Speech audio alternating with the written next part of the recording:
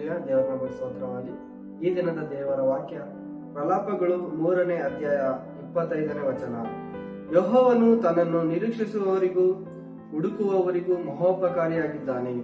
Hallelujah. ದೇವರ ನಮಗೆ ಸ್ತೋತ್ರವಾಗಿ. ಈ ವಾಕ್ಯದ ಅರ್ಥ ನಾವು ನೋಡಿಕೊಳ್ಳೋದಾದರೆ, ದೇವರಲ್ಲಿ ಯಾರು ನಿರೀಕ್ಷೆ ಉಳ್ಳವರಾಗಿರ್ತಾರೋ, ದೇವರಲ್ಲಿ ಯಾರು ಹುಡುಕುವವರಾಗಿರ್ತಾರೋ, ಅಂದರೆ ದೇವರಿಗೋಸ್ಕರ ವಾಕ್ಯದಲ್ಲಿ ಪ್ರಾರ್ಥನೆಯಲ್ಲಿ ಯಾರು ಹೆಚ್ಚಾಗಿ ನಂಬಿಕೆ ಉಳ್ಳವರಾಗಿ ಯಾರು ಹುಡುಕುತ್ತಾರೋ ದೇವರಲ್ಲಿ, ಆಗ ದೇವರು ಮಹೋಪಕಾರಿಯಾಗಿ ದೇವರು ಅವರ ಮುಂದೆ ಅವರ ಬೇಡಿಕೆಗಳನ್ನೆಲ್ಲ ಈಡೇರಿಸುವನಾಗಿದ್ದಾನೆ.